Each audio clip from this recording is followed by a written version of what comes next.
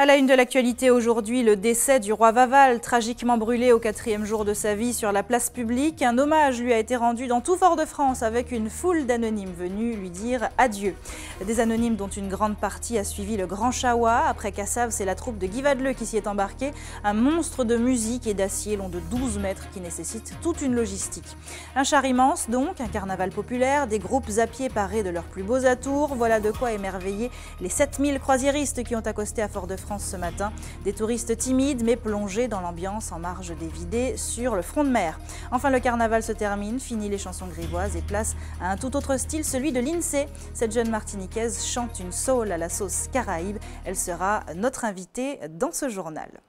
Bonsoir à tous, très heureuse de vous accompagner pour cette heure d'information placée sous le signe du deuil. Des milliers de carnavaliers ont défilé en noir et blanc tout l'après-midi pour marquer la crémation de l'année, celle de Vaval. À l'heure où je vous parle, les flammes commencent à peine à consumer notre sargasse géante qui met ainsi fin à 4 jours de fête. Aujourd'hui, toute la cour du roi Vaval est descendue dans les rues Foyalaises pour lui dire adieu. Entre larmes, chansons grivoises évidemment et dernière blague, Hélène Renaud est allée faire un tour au cœur du Vidé. Regardez. Tristesse, désespoir, désolation. Les dizaines de milliers de sujets de Sa Majesté Vaval accourent à son enterrement. La Martinique est en deuil. Il n'y a pas les mots qui sortent, mais bon, c'est un... Il y a le cœur qui est gros. Oh, je suis un peu angoissée. C'est vrai, très triste. J'ai mes feuilles de corosol pour faire respirer aux personnes malades quand ils ont pleuré. Et voilà. Voici les avis de obsèques de M. Vaval. Vaval vit ses derniers instants entouré de sa cour bien-aimée, inconsolable.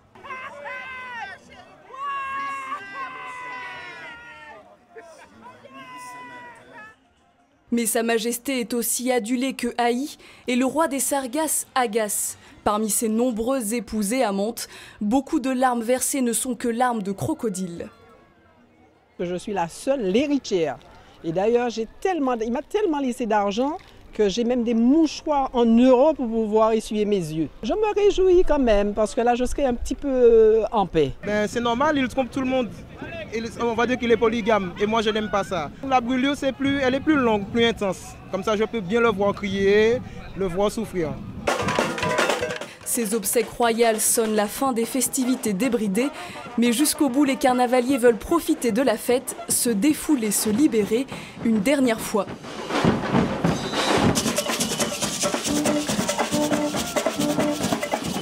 Regardez comment on s'amuse bien, on passe un moment agréable par rapport à tous les événements que nous avons connus ces temps derniers. Donc on est libre dans notre tête. Il faudrait que ça dure, qu'on ait tous de la joie, qu'on continue à garder ça tout le restant de l'année. Le roi renaîtra de ses cendres l'année prochaine. Vaval est mort, vive Vaval! Vive Vaval et vive aussi les artistes qui ont porté ce carnaval. Cette année, la surprise, la valeur ajoutée, ce sont les groupes qui ont joué du haut du Grand Chawa. Hier, Cassav, aujourd'hui Guy Vadeleu et sa quinzaine de musiciens. Un vidé-concert rendu possible grâce à un char de 12 mètres de long, un monstre de musique et d'acier qui a déchaîné les foules et auquel se sont intéressés de plus près Océlia Cartès et Elodie Toto. Dans un hangar reculé sur le port se cache un gigantesque char. Le Grand Chawa se prépare pour son deuxième et dernier défilé des jours gras. Après le succès hier de Cassav, aujourd'hui c'est Guy Vadeleu et sa quinzaine de musiciens qui se préparent à faire le show. Le char est là, nous sommes en train de faire la balance, depuis 10 heures nous sommes là. Et cet après-midi on va mettre le feu. Les chansons font partie des classiques de la musique du carnaval, quoi. On va retrouver, comme vous connaissez déjà. Vous voulez que je chante alors? Beau frère, yo pété l'on Vaval, oui. Attends, c'est pareil. On y va.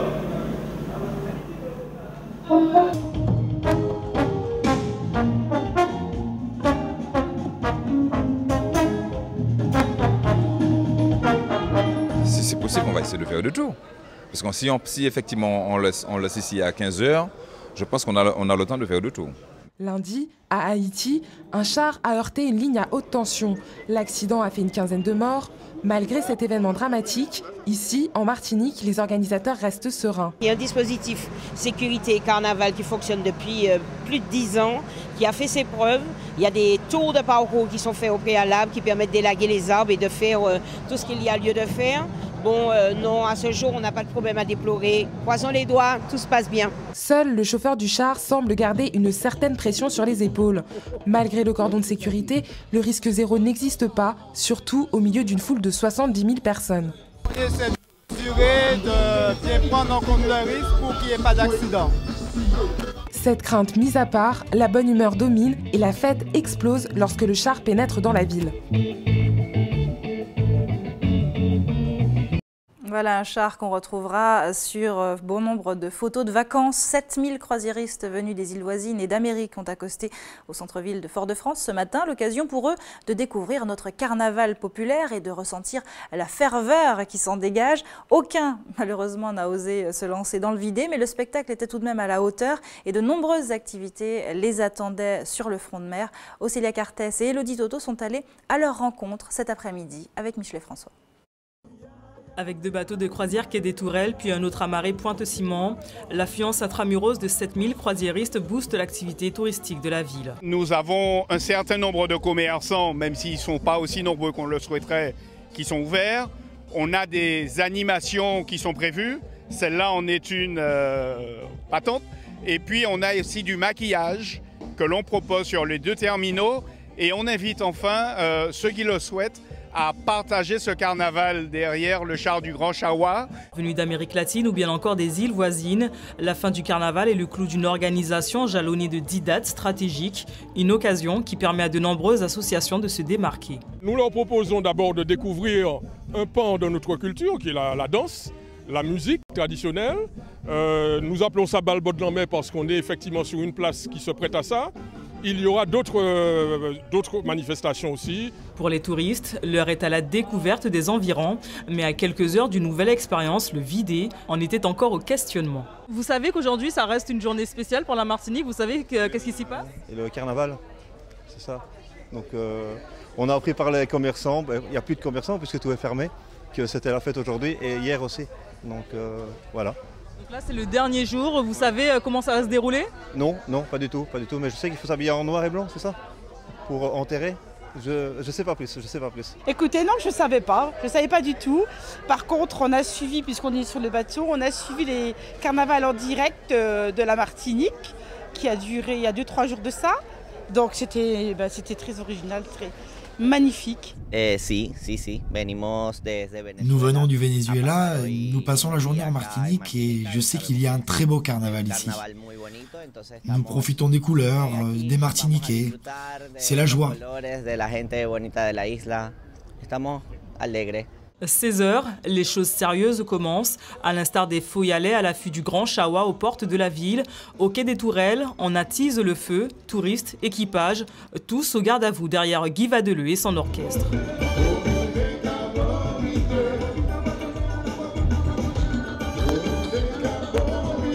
Plutôt timide lors de cette escale en terre martiniquaise, seuls les téméraires ont emboîté le pas. Et à quelques pas des croisiéristes, elles vendent à peu près toutes la même chose en tout cas, mais les carnavaliers y trouvent toujours leur bonheur. Jean-Pierre Collant et autres boucles d'oreilles à plumes, les pacotilleuses sont un peu les commerces du carnaval par excellence. Face à la bibliothèque Schellcher à Fort-de-France, elles sont une vingtaine à s'être établies sous des chapiteaux, une présence quotidienne dont elles ne comptent plus les heures et pourtant les jours gras ne semblent plus aussi rentables qu'avant. Isabelle Ferrière. Un emplacement de choix sur le front de mer, à proximité du débarcadère des touristes et des défilés du carnaval. Sous ces tentes, des masques, des jupons, des robes pailletées, tous les indispensables des jours gras. Les badauds regardent, certains achètent, mais crise oblige, les emplettes sont plus réfléchies. Je suis venue finaliser ce qui existe déjà, puisque en fouillant, dans les malles, on trouve toujours des vestiges des carnavals précédents. On a un large choix, mais par contre, ils ne baissent pas, comme c'est le dernier jour, ils auraient pu baisser, faire un geste plus commercial, voilà. Un souci d'économie qui ne fait pas les affaires des pacotilleurs. Ah non, je ne vends rien. Mercredi, jeudi, jusqu'à vendredi. Vendredi, il y a un petit vente. Vraiment minime. Et puis samedi, un petit vente minime. Vraiment, les ventes, c'était dimanche. On a vendu dimanche. Bon, on a vendu un petit peu vite dimanche. Hier, les mardi, à cause de la pluie, on ne travaillait pas. L'emplacement est mis à disposition par la ville, moyennant un loyer de 780 € la semaine. Une somme importante qui s'ajoute à l'achat des marchandises, souvent un budget de plusieurs milliers d'euros. Difficile alors de rentabiliser l'opération. Pour une semaine, c'est quand même un peu chaud, vous voyez, parce qu'on a des gens payés, on a des tout achetés, alors c'est très cher pour amener ici les marchandises. Des bénéfices faibles et des journées de travail longues. Certains vont même jusqu'à dormir sur place. Pourquoi? Parce que ça nous donne un petit plus, comment dire, c'est pour ne pas pouvoir déballer et emballer encore la marchandise, donc ça nous fait gagner un petit peu de temps, donc nous on préfère rester sur place. Gagner du temps pour rentrer dans ses frais. Quelques commerçants hésitent déjà à revenir l'an prochain si les conditions restent les mêmes. Et voilà, c'est fini. Ce soir, il faudra remballer les costumes et les paillettes pour entrer dans une période du calendrier bien plus sage, le carême, une période chrétienne qui commence chez nous avec un jour de retard. Le mercredi des cendres pour les catholiques est normalement marqué par une messe où l'on procède à l'imposition des cendres sur le front des fidèles. En Martinique, elle aura lieu vendredi, un décalage rendu possible grâce à une dérogation papale dont nous parle le père Angliot de l'église du Diamant face à la caméra de Julien Goudichaud. On ne peut pas, parce que c'est le mercredi des cendres, se marquer de la cendre, faire des promesses de conversion, de retournement, de sacrifice, et puis le soir recommencer à s'éclater, si l'on peut dire. C'est la vérité de la démarche qui a importé aux yeux du pape Paul VI et de nos évêques. Le carême n'est pas un temps où l'on tourne le dos aux réalités vécues dans le monde par les croyants et les non-croyants, mais c'est un temps où on s'en sent solidaire et où on participe à toutes les luttes pour plus de développement, plus de justice et plus de paix. Restez avec nous sur ATV. Dans un instant, on échangera avec notre invitée Lindsay, une jeune chanteuse martiniquaise sur qui a soufflé le vent de la soul music. Et puis, le JT des communes nous emmènera ensuite à la rencontre d'une passionnée de chapeaux qui les fabrique chez elle à Rivière-l'Or. Ce sera tout à l'heure. Mais avant, notez en bref cette fusillade qui a éclaté la nuit dernière vers 1h30 du matin au Terre-Saint-Ville. 2 hommes de 30 et 50 ans ont été légèrement blessés. Les tireurs présumés sont toujours activement recherchés par la police. Et puis au chapitre fait divers, jetons un œil à Sainte-Luce. Une fois de plus, la décharge de Céron est en feu. L'incendie s'est déclaré hier vers 16h. Après une accalmie, les flammes ont repris de plus belle ce matin. Écoutez les précisions du chef d'équipe sur place. Il répond à Julien Goudichaud. Nous sommes arrivés rapidement et avons mis en place un dispositif d'extinction composé de 2 lance-canons et d'une aspiration sur la mer. Nous sommes gênés par un vent venant de l'est assez important et que nous ne pouvons pas donner de délai. Il y a toujours un peu de feu sur les décombres dû à la décomposition organique. Bon, mais nous maîtrisons et nous avons une bonne maîtrise de la situation. Et il semblerait que la météo veuille bien nous aider. Il a été prévu de la pluie. Et la pluie n'a pas encore fait effet puisque les équipes sont toujours sur place pour éteindre complètement cet incendie. Un petit point agenda en bref. Dans un communiqué, le président de région Serge Letchimy a confirmé ce matin la tenue en Martinique d'un sommet préparatoire à la 21e conférence des Nations Unies sur les changements climatiques. Ce sera le 9 mai prochain, un sommet présidé par le président de la République, François Hollande, et auquel participeront les États et territoires de la Caraïbe insulaire, parmi lesquels nos collectivités française d'Amérique évidemment. Ce rendez-vous devrait permettre de recenser toutes les initiatives du bassin caribéen sur la question des changements climatiques, des informations qui devraient par la suite contribuer à la rédaction d'un accord global signé lors de cette fameuse 21e conférence des Nations Unies en fin d'année à Paris. Paris, Londres, Fort-de-France également, voilà des villes que l'INSEE connaît bien et pour cause, avec une carrière qui commence à décoller. Cette jeune artiste voyage énormément, plus encore depuis qu'elle représente la jeunesse caribéenne pour la compagnie Air France. Bonsoir Lindsay. Bonsoir. Merci beaucoup d'être avec nous ce soir. Vous êtes le visage qu'a choisi Air France pour représenter sa carte Flying Blue Jeune dans la Caraïbe en 2015. Et puis vous êtes surtout une voix qu'on a plaisir à écouter et que je propose justement à nos téléspectateurs d'écouter et de regarder avec cet extrait de vos 2 clips. Never stop. Une fois l'été arrivé, plus qu'une envie, c'est direction la plage. Un petit air à fredonner qui me donne ce big sourire aux lèvres. Les oiseaux chantent et les rires s'élèvent, enfin le monde reprend ses vraies couleurs. Rien de mieux pour que je m'émerveille, j'avoue que c'est un été qui me tient à cœur. That the holidays will get here soon. I know who you are, baby. You are my star. I love you so much. Oh, baby. Easy on the track.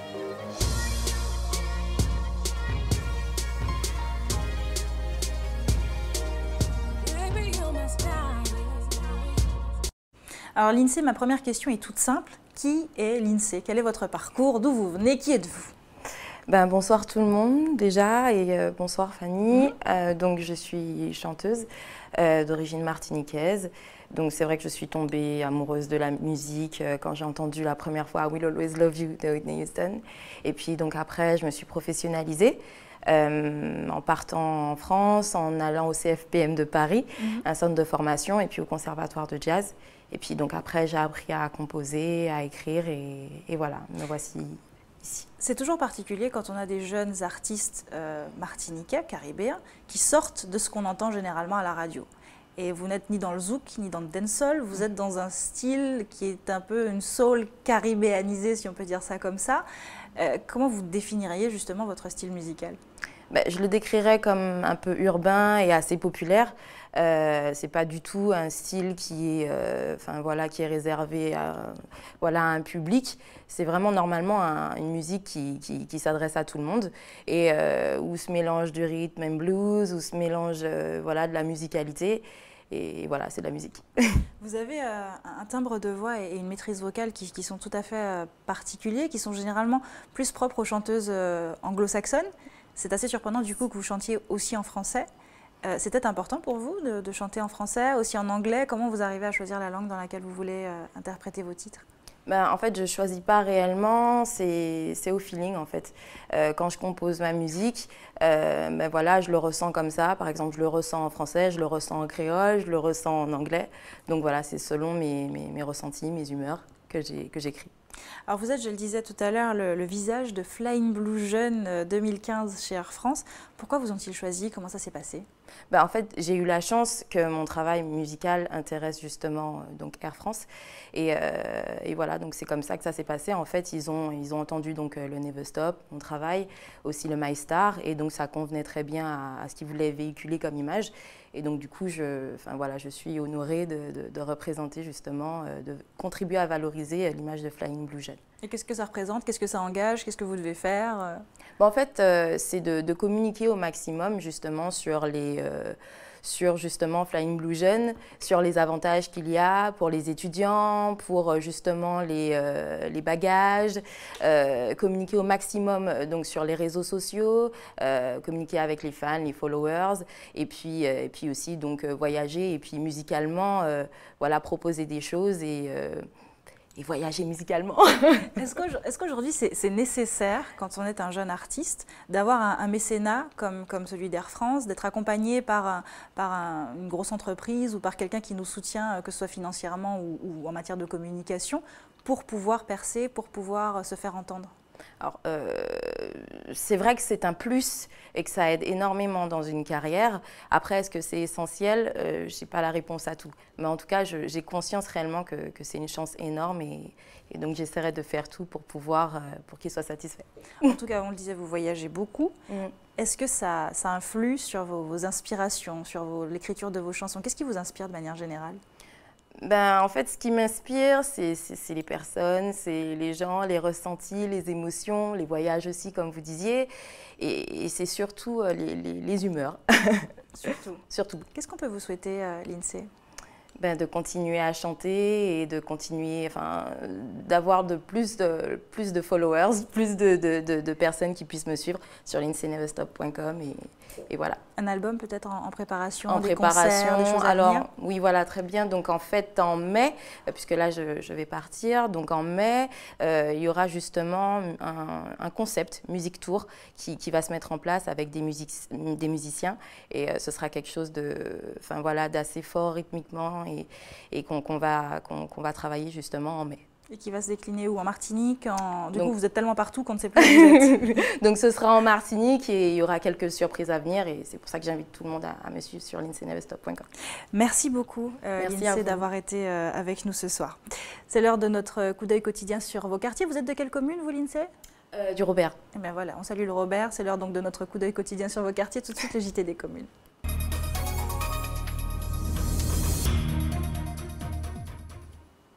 Le JT des communes qui nous emmène non pas au Robert, mais à Rivière-Laure, où vit Marthe Bouisset. Cette grand-mère aimante a deux passions dans la vie, ses petits-enfants et la confection de chapeaux. Depuis plusieurs années, elle s'est lancée dans cet art plastique dont l'inspiration serait divine, selon elle. Hubert Bornil et Guy Raphaël René l'ont rencontré. Avec les soirées carnavalesques du moment, on peut changer aussi, se rendre à une soirée hors cadre, soirée chic. Et je vous propose un élément d'apparat incontestable, le chapeau, car il revient en force dans notre société. Il est de plus en plus porté. Pour cela, nous avons pu trouver une femme qui s'appelle Marthe Bouisset. Depuis 7 ans, elle en confectionne. C'est toute une histoire. Regarde.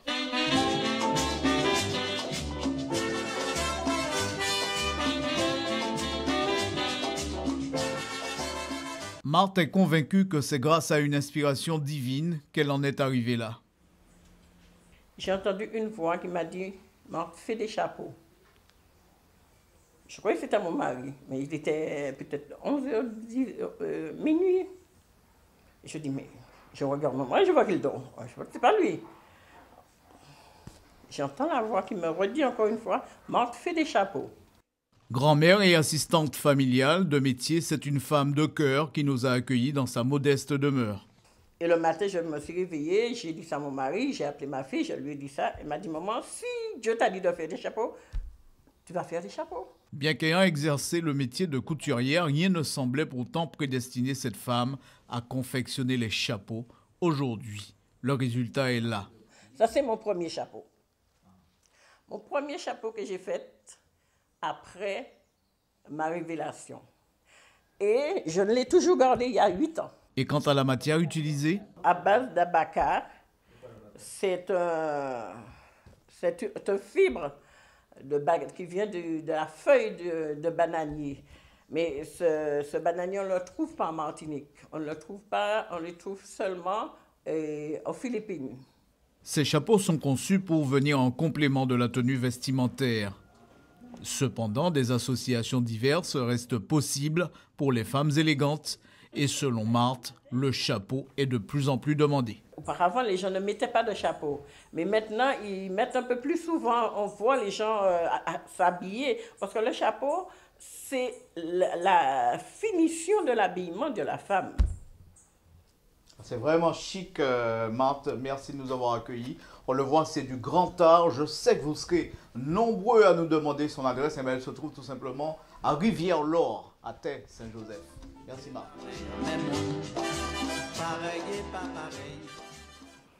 Voilà, chapeau Hubert et chapeau Marthe. C'est la fin de votre édition locale et communale. Merci à tous de l'avoir suivi. Ne bougez pas, dans un instant, on reste tout près de vous avec Anche Pays. À tout de suite.